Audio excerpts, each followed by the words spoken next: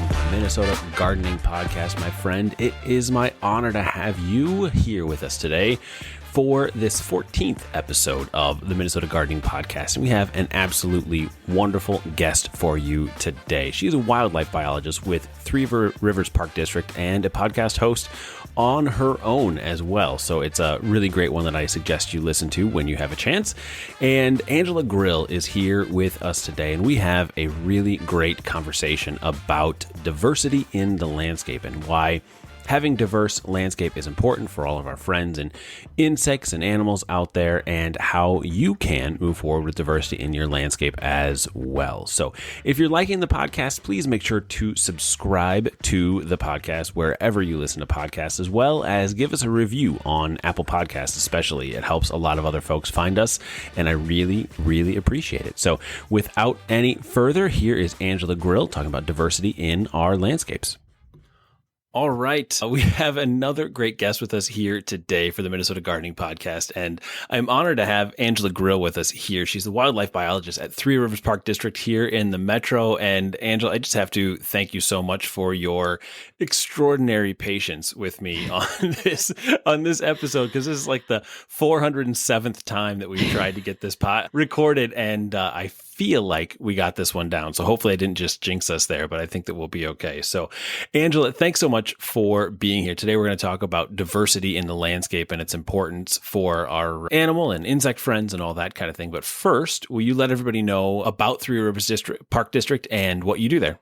Sure. Yeah. So most people are familiar, especially in the metro area, with Three Rivers Parks. Usually they maybe have visited a park for skiing and they only think we're one park, but we're kind of scattered across the metro area, mostly Hennepin County, but also into some of the surrounding counties. We have over 20 some parks. It's 27,000 acres of land that we oversee, and we're talking lots of miles of trails connecting some of the parks. So we have a lot going on, something to offer everybody, whether it's a regional park, a park reserve, trails. We also have a working farm. We also have Silverwood, which has kind of an art focus and a little coffee shop there. So yeah, just a lot of different things within Three Rivers Park District that people don't realize. We're all one park district. And then my job there as wildlife biologist it's a great job. I love going to work and doing what I do. You know, it can be a wide range of things, but some of the main focuses I work on is habitat restoration, especially with prairies. And then also I do a lot of different survey work with our wildlife, whether that's surveying bumblebees, getting up early to listen for birds, or staying out late at night listening to frogs and toads, or a Blanding's turtle nesting in the park. So it's hard to put a complete description on my job, but it's a little sprinkling of everything. That's an absolutely beautiful thing and sounds perfect for, I feel like I've gotten to know you with your wonderful podcast that you guys have for Three Rivers Park District. That's an odd thing about podcasts. I forgot to mention that. Yeah, you get to know and get a good feel for folks as you listen to them on a weekly or more than once weekly basis. And would you just let everybody know what your podcast is? Sure. Yeah, that's kind of one of those things that's developed over the last few years that I'd never thought in a million years I would be doing as a wildlife biologist, but it's worked out well. Yeah, so we have a podcast that's called The Wandering Naturalist. It's released the first Wednesday of every month, and we kind of just look at a bunch of different nature-based topics, but it's really looking at the natural and cultural history of, our parklands, but also the surrounding Twin Cities area. So again, much like your podcast, it's very focused to Minnesota, but it's been really fun to just have these expert guests on, dive into different, history topics, nature topics, and just really kind of spark that curiosity, hopefully, with our listeners. And you guys talk about a lot of different things and hit on topics that we're going to talk about today with different birds and insects and all of our friends who we really do need in our landscapes and in our gardening here in Minnesota. But let's start right there with the diversity. Why is diversity in our landscape important, and what constitutes a diverse landscape? Yeah, this comes up a lot, especially in our habitat restoration. And our motto is kind of the diversity is going to support resiliency. Especially in today's world with, climate change, weather events, we've got a lot going on against nature. And so really having that diversity is important to that, whether it's, and for me, it's definitely looking at that diversity of native plants, insects, mammals, birds, amphibians, and etc. I mean, they all play this crucial role in sustaining a healthy and resilient environment. And some of that stuff we've learned the basics in school, right? I mean, we know that we need food, shelter, and water. But, what does this mean on a landscape level? And, again, I talked about the 27,000 acres that we oversee at Three Rivers. But even this is something that comes into play in your yard. I mean, I only have like a half an acre lot here in the, suburban area of Twin Cities, but there's even a lot you can do in that. So it's both large scale and small scale. What kinds of things, like I'm on a 1/4 acre lot, and that's Sure. one of the things that I am extremely focused on in not only my life, but also with the Minnesota Gardening and Minnesota Gardening Club as to how we enhance the diversity, especially of native plants here in Minnesota to help all of our friends. So what is the first thing you think that homeowners should look at, and anybody who is involved in gardening and landscape, what kinds of things should they look at in their current gardens to assess where they're at and what they should do next? What should they be looking for? Yeah, it's always good to kind of do that initial inventory of what do you have, and it looks like in some of your podcasts already, you've talked about different invasives. So I know that was a big thing for me when I, bought my first home, was walking around the property and being like, that's got to go, which is hard, right? Like that's my job. Right. I'm used to, I see things that most other people can just turn off, but I unfortunately can't do the blinders.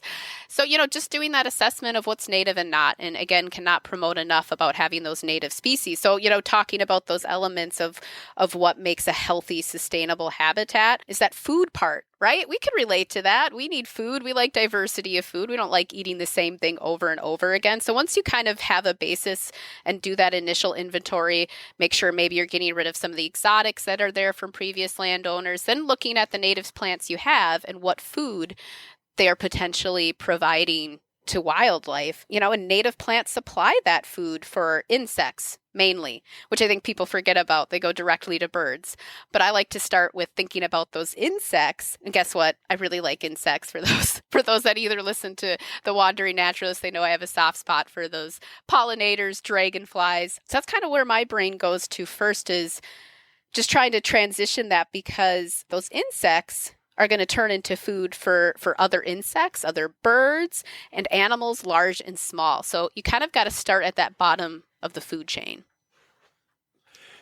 And how does one really, like, what kinds of levels of native plants? Because planting native plants isn't a new thing whatsoever, but Right. our understanding, I think, of how many native plants we should be planting in a landscape is a newer and different concept for folks. So how, from your perspective as a wildlife biologist, what is not necessarily enough, but what is a good balance between introduced plants that come from, Europe and Asia and different areas to native plants that can really help our native animals?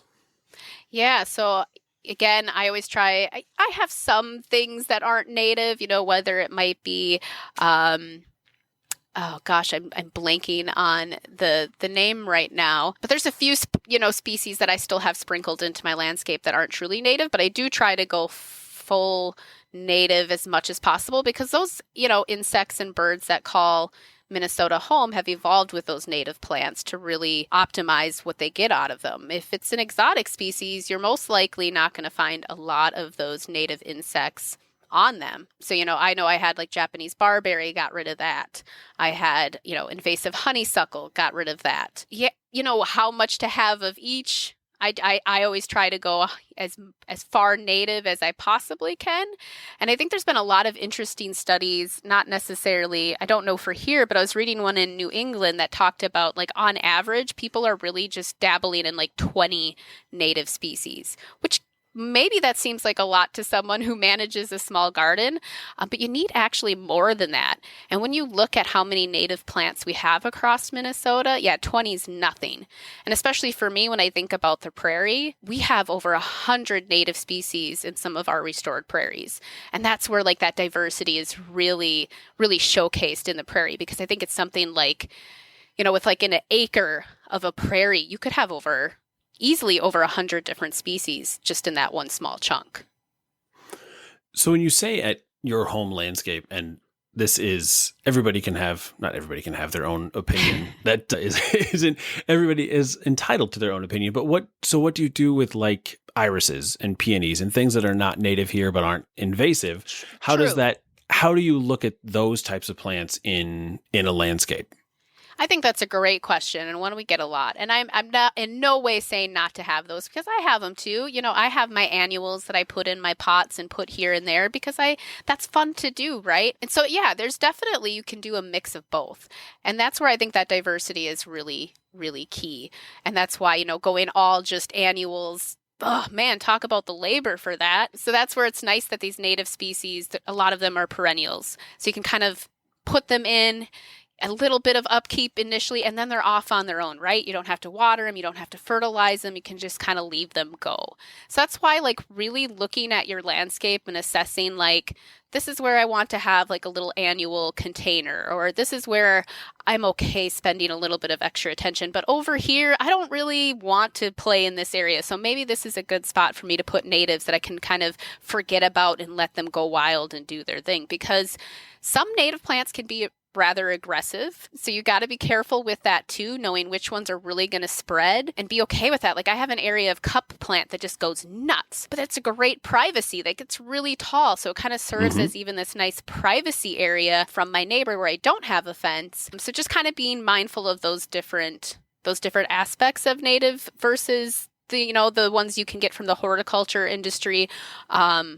But again, just that there's so many options, right? And I think the other thing too is people think of, oh, I want all one soil type. Just that's going to make my life easier. I just want all one light condition I'm dealing with. But why limit yourself to that when you can really pick all these different plants that will do, even in a rocky area or a drought area that gets dry, or a wet area that has standing water. There's plants, native plants, that will thrive in all of those different conditions. If someone wants to add more native plants to their landscape, what is the best way for them to start to do that? Like, do you recommend that people do seeding? Do you recommend plugs? Do you recommend what kinds of ways do you think that is the most effective for people to get moving? Yeah, another good question. I always, especially on the smaller scale, promote the plugs, just because some of these plants, it does take a little bit for them to establish a root system and then flower, right? And sometimes you can be really impatient. You want to see those flowers right away, which is why we go to the annuals. So buying them from plugs from a trusted local nursery, and there's so many of them. Everybody, we are so fortunate to live where we are because there are so many great companies that specialize in native plants. And so they can really help you understand what would be perfect for each condition, soil type, light condition. Just great recommendations and websites out there. So yeah, plugs can be a good way when you're going small scale.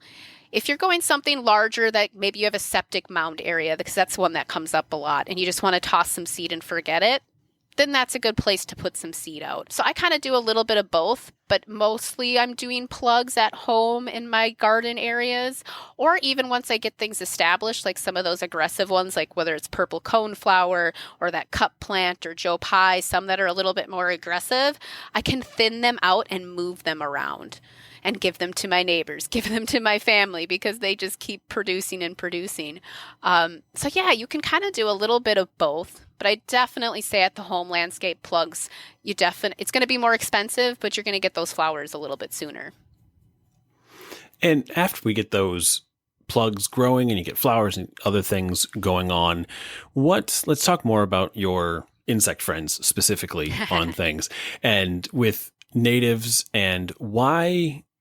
Let's dive a little deeper into why that is so important to have native plants for insects to be growing on them, to feed the birds and that kind of thing. But why is that so critical, and why should we think more about that plant-insect relationship? Yeah, I think this is a cool one to think about. And I always say, like, the power of plants is so amazing. We have this big burning bright ball sun in the sky that has all this amazing energy, and we can feel that. But the plants really utilize that energy into bringing it up the food chain, right? So the plants are going to take it, they're going to take that sunlight, turn it into energy. And the main eater, main predator that's eating and digesting and utilizing the plants are the insects. And then from the insects, they're taking that energy and they're moving it up the food chain to the next predator, which could be more insects, birds. I mean, you think about I can't remember what the number was of how many bird species are insectivores, but I think there's like more than 6,000 species of birds across the world that are insectivores. So you think of how many of them are relying on eating those insects. So having the right plants to support those insects, again, trickles up to the birds and all the other wildlife that could be utilizing it. So that's where that diversity is really important. And I think a good example of that everyone can relate to is the monarch, right? Everyone loves the monarch. They want to plant milkweed. They've heard about milkweed. They know about that relationship. Well, guess what? There's so many other insects that have that same relationship with a specific host plant, and it's not just milkweed. A perfect example, and this is one why I stress the diversity component with our gardens, is we're so eager to plant all those flowers, which is important. We need those nectar sources. They're beautiful. They're great for the pollinators. And again, make sure you have something blooming at all times. That's the other diversity component. But grasses and sedges, they get so easily forgotten about with our landscaping that we just don't think of it, right? A grass isn't pretty, it doesn't flower. Well, some of them actually flower, and some of them turn spectacular colors throughout the season. Even in the fall and winter, they can be just gorgeous. But there's a lot of skipper butterflies, which are kind of the really more brown, drab-looking butterflies that just don't get enough credit and love compared to the monarch. But their host plants are a lot of those grasses and sedges, grasses especially. So having something like little blue stem in your landscape is really important for those skippers. Little blue stem is one of my very favorite plants. I love little blue stem so much. And it's just so happy, especially in the summer and fall, if you have a light breeze and it's just waving back and forth. I have a obnoxiously long video that I took at the Arboretum this last fall.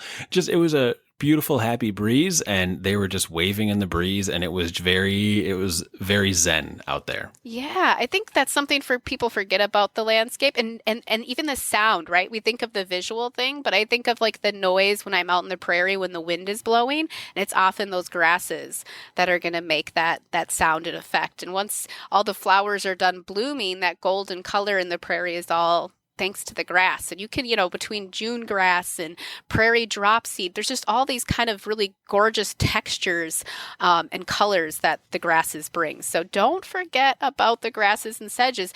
And people forget too, like structurally that provides a lot. So even if it's not being eaten by an insect, where do those butterflies go at night? Or where do those moths go during the day? They need places and shelter to kind of hide out from those different weather events. And those grasses are going to be a lot better at providing that structure than the flowers.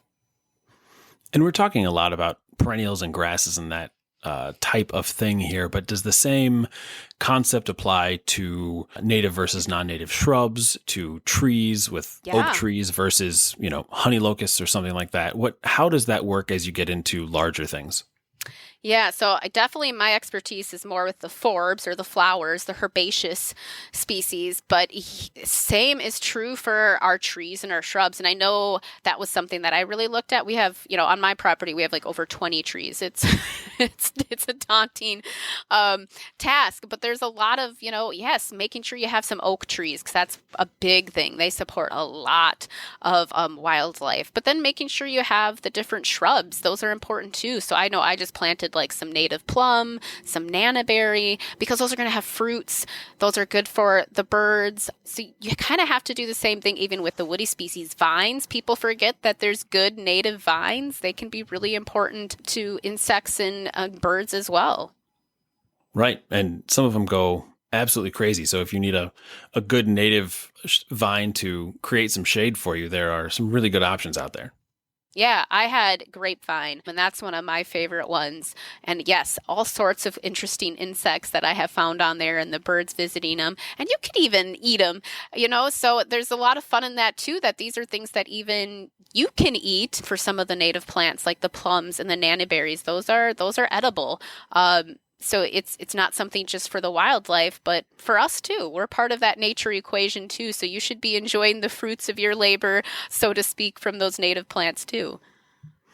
We're working at our house to add more fruiting shrubs, especially some fruit trees, but mostly shrubs on things. And so we have elderberry that we've got growing now, and some other yes, native that's one of my favorites. fruits also. So that's a beautiful thing. Wonderful. Well, Angela, we have done a wonderful job of talking here, and I just looked at the clock, and we're running up close to the end of our time here. So that we'll have to do more podcasts in the future, because you are just such a wealth of knowledge and a lot of information for everybody. Before we get into, we have some final kind of lightning round questions in a little bit, but is there anything that I haven't asked you about that people should know about creating more diversity in their landscape and why it's important?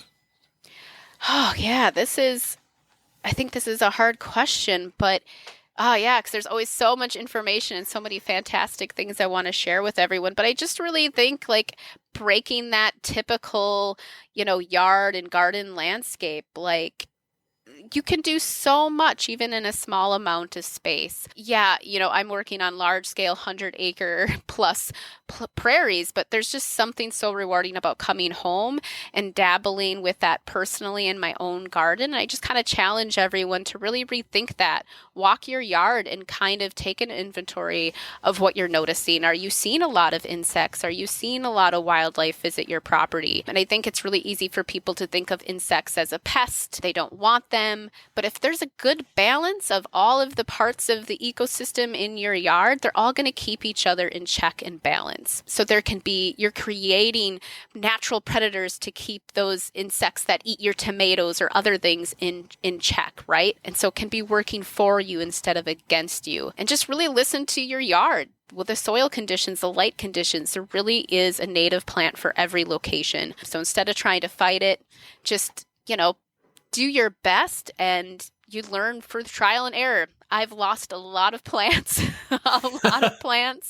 in my yard, whether it's to, rabbits or squirrels or my husband mowing it over. It happens, but I think that's fun. I just look at it as a learning experience, and, keeping a list of all the things I find in my garden makes it kind of a fun family project that I can share with my son. And just, we look forward to what else we can attract.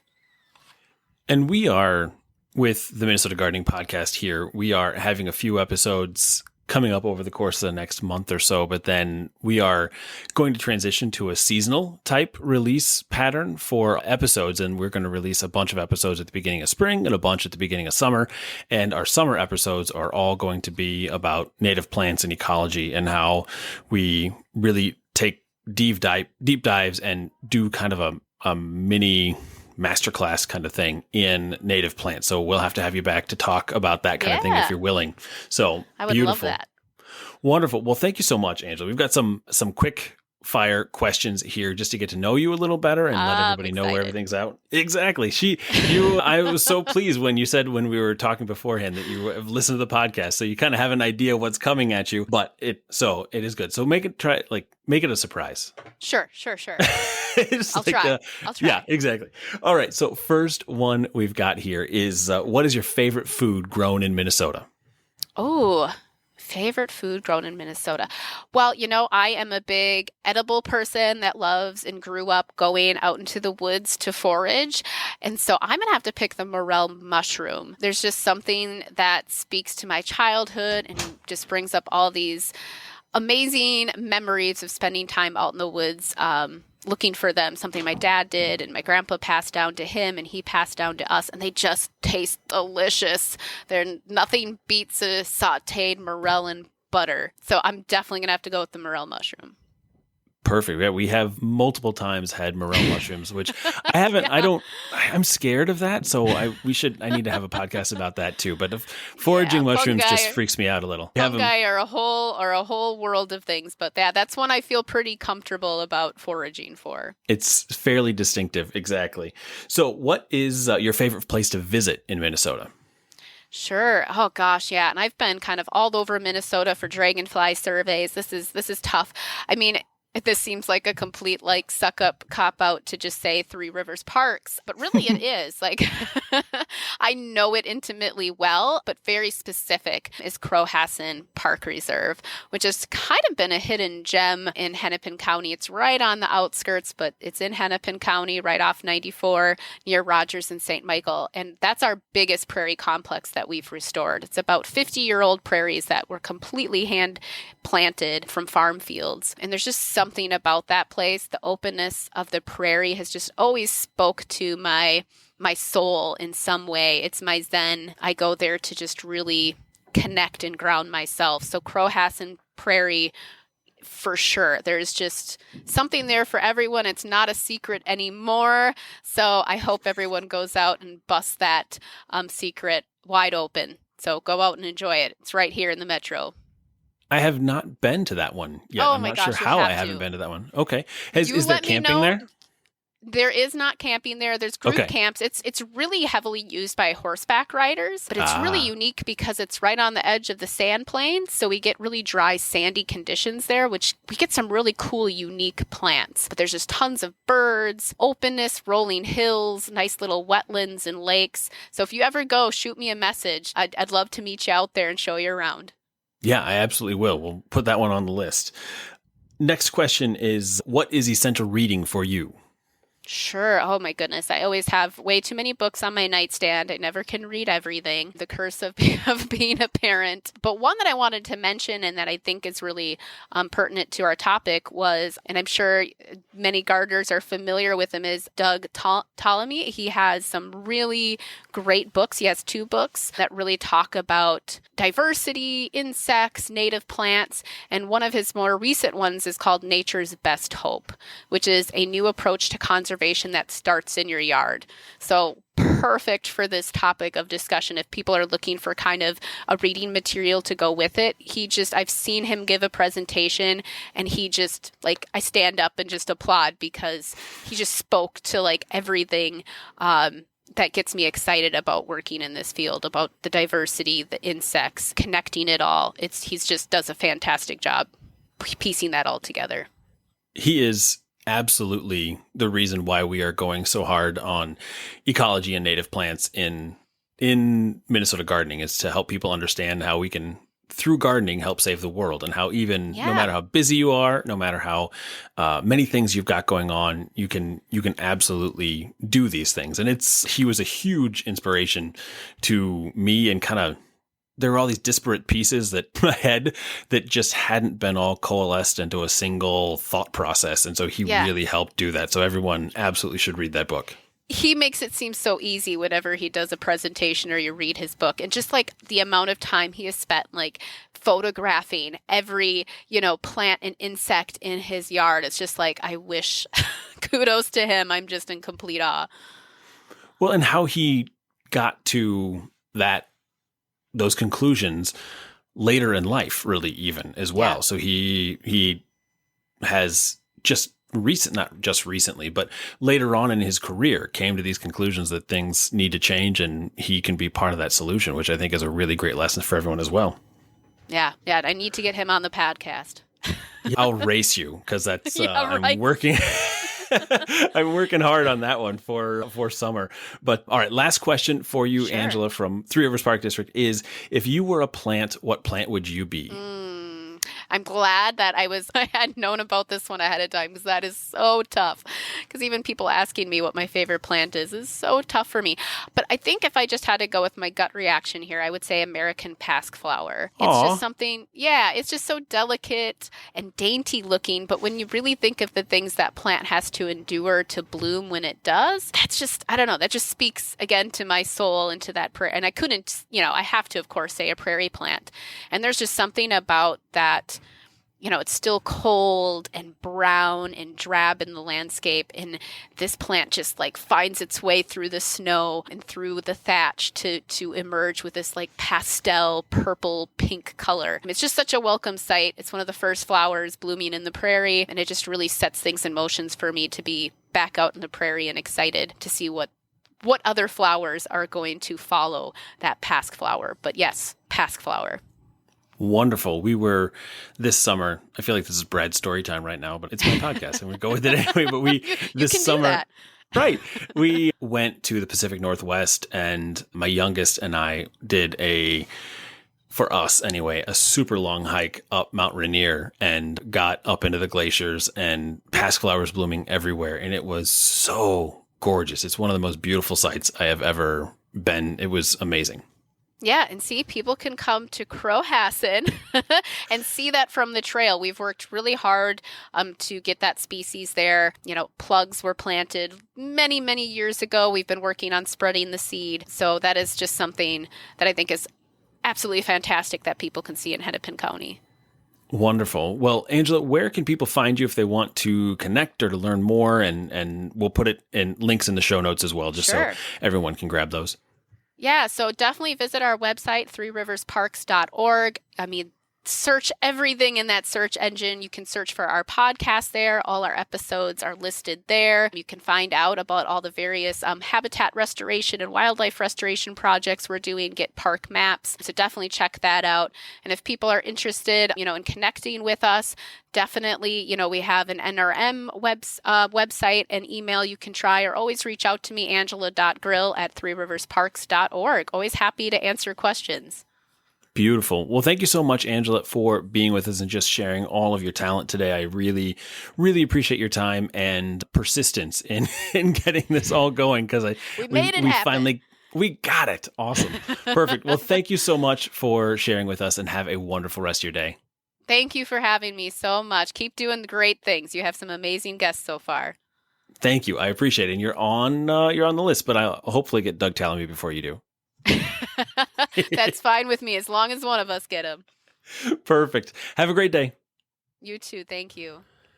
See what I mean? Angela was just wonderful and a complete and total joy to talk with. You can find the show notes for this episode and all the different things we talked about at minnesotagardening.com/14. Again, that's minnesotagardening.com/14. And while you're over there, check out the other podcasts and posts that we have, all for you, busy people learning how to garden and make the world a better place through gardening. So we look forward to seeing you and listening to you in the next episode, and have a wonderful, wonderful day.